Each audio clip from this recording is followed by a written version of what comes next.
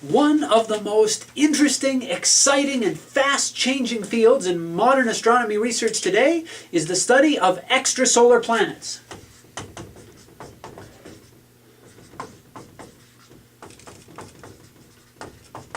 Extrasolar planets are planets that orbit around other stars, not our sun. Planets orbiting other stars.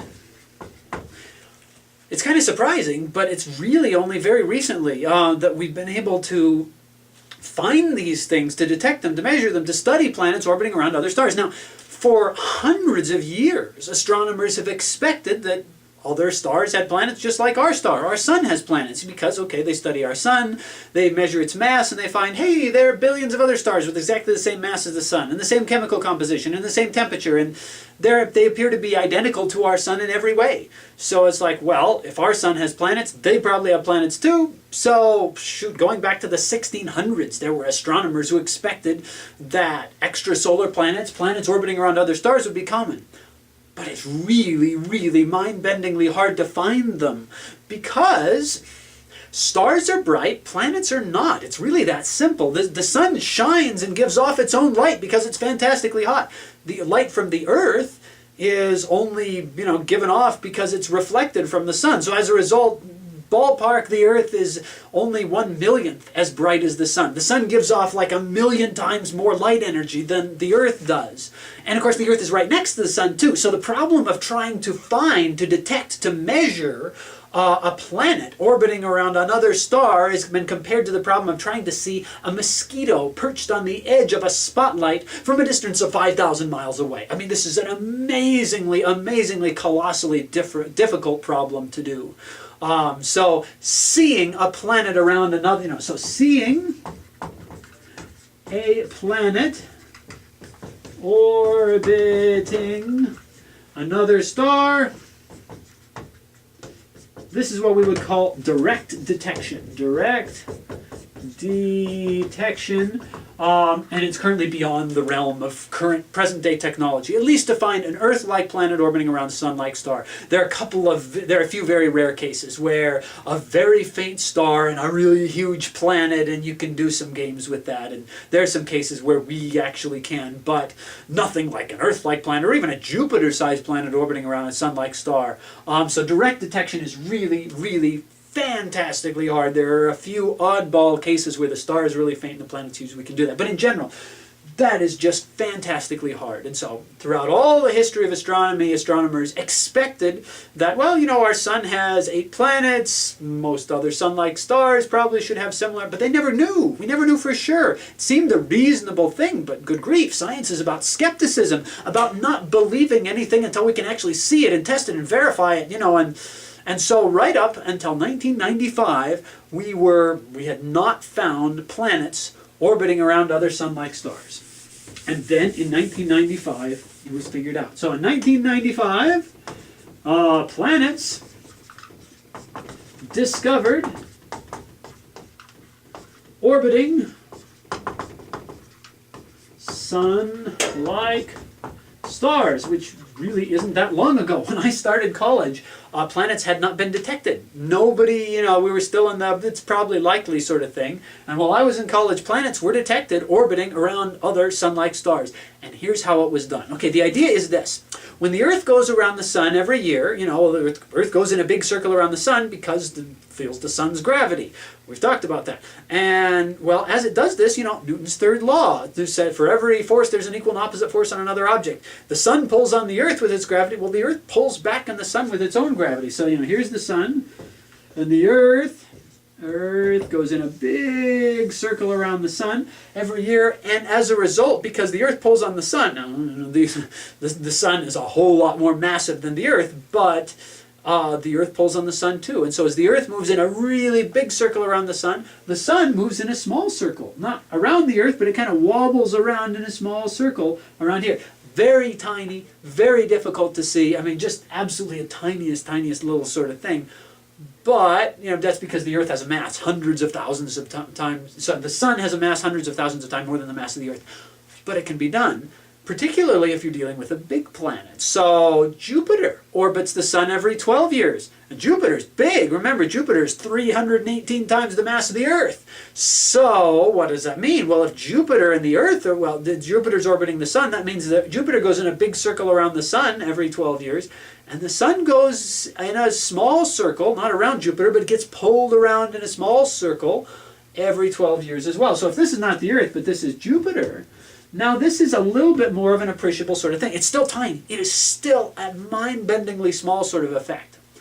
But it was done for the first time in 1995. So if you want to find a planet based on this method, so we're talking gravitational detection. We're detecting these planets based on the effect of their gravity on the star. So what you do is you watch the star very carefully. You find spectral lines in the spectrum of this star. And so, hydrogen gives off its light at 656.3 nanometers. And so you study that very, very, very carefully. And if you find, what they found is if they studied that and they found that would shift back and forth a little bit, and that line would shift back, it would be a slightly longer wavelength and a slightly shorter wavelength and a slightly longer wavelength and a slightly shorter wavelength in a regular cycle. Watch the star very carefully. And that's the Doppler effect. The Doppler effect, as a star is moving towards you and away from you, towards you and away from you, those light waves are going to be stretched and squashed just the tiniest little bit. But we can do that. We can measure that. We can detect that. We can figure out what that is. So you watch the star. So we use Doppler effect and spectral lines, because they're so narrow, since those atoms absorb that energy and just at that very, very, very precise wavelength, then any tiny shifts of that wavelength are detectable. And then look for a cyclic shift. So what you do is then you plot out the velocity of the star over time, and you find that it varies back and forth in a regular sort of thing. And that means, that means that something's tugging the star back and forth. And what's tugging the star back and forth? Well, based on the amount of the tug and then the period of time for each thing, you can figure out what's the mass of the planet orbiting the star and how far away is the planet orbiting the star, and that's it. That's what you can find. So you can find mass of planet, orbital size,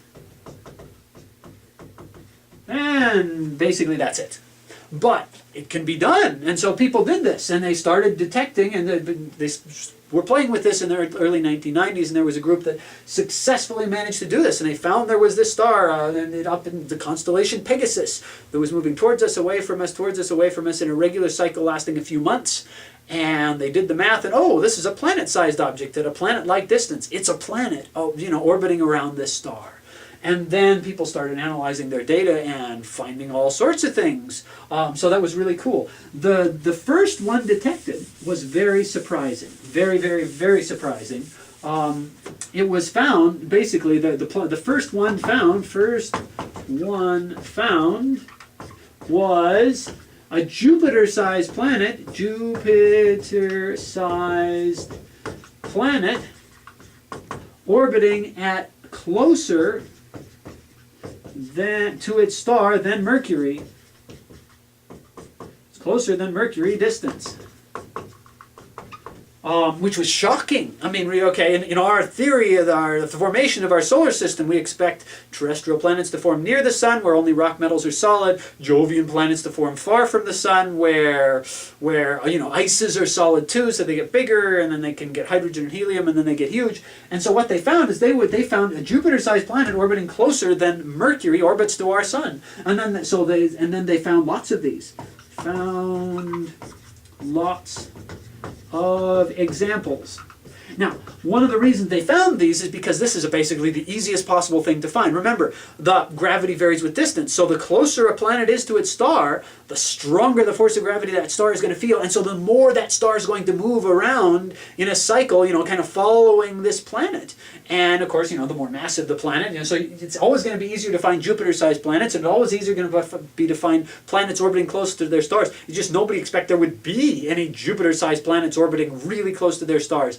But if there were, that would be the easiest thing in the world to find, and guess what it was? They found that, and then they found lots of examples of these. They called these objects hot Jupiters, which is really interesting. So that was a big mystery right there. How can you form a Jupiter-sized planet really closer than a Mercury-sized distance? And it was a big mystery. It's like, okay, is our theory of planetary formation totally wrong? And everybody went back to the drawing board. And so, so for a while, the hot Jupiters posed a really big challenge. Today, after lots and lots of study, the conclusion people have come to is that no, our basic theory is right, but what's happening is these hot Jupiters must be forming far from their star, but then they're moving inward. They form far from the star, like where we find Jupiter today, and then migrate inward. It's really cool and fascinating stuff. Basically, you form your Jupiter, but then there's still a lot of debris floating around the solar system. It's still forming planets. And then the way your Jupiter interacts with all these asteroids and planetesimals and continent-sized objects and mountain-sized objects floating around is the gravity between the Jupiter and the stuff gradually pulls the Jupiter closer and closer and closer in. And so that there are a substantial number of these hot Jupiters out there. So that's our theory. Our theory still, I mean, again, we didn't find anything until 1995. This is a young science, but this is making sense. It's looking good, and we can now also look out with our telescopes and we can see other young planetary systems form. We can see these big spinning clouds of hot gas and dust, that are forming planetary systems today, and we can kind of see that some of these interactions are taking place. There are a couple other methods of finding extrasolar planets. One involves, again, using gravity, but you look at the star, but rather than, the Doppler shift sort of thing, you can see the star moving around as it gets pulled by things, so that's one way to do it. Another key method right now are transits.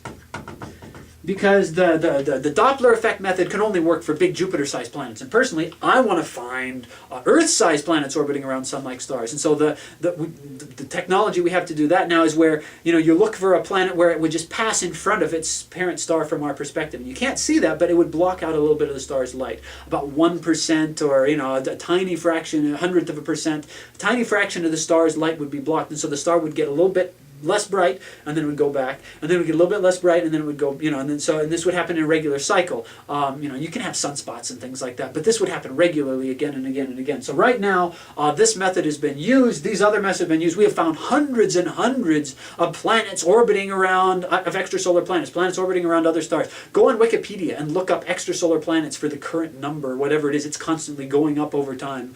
And we even have now, we have this Kepler spacecraft, which has been launched up there and has been looking for planets by transits. It's the first spacecraft designed for the purpose of finding planets as small as the Earth orbiting around sun-like stars, and by looking for these transits where these stars get a little bit less bright and then come back again, then it has actually found some Earth-like planets orbiting around sun-like stars, which is amazing, and that even offers the possibility that in the future, when the planet passes in front of the star, some of the starlight shines through the planet's atmosphere. So we may be able to find more than just the star, the planet's mass and distance and stuff like. We may be able to find a lot more information. So this is an exciting, thrilling, amazing field. Extrasolar planets are a cutting-edge field. Lots of really smart people all around the world are working really hard right now to learn everything we can about planets orbiting around other stars.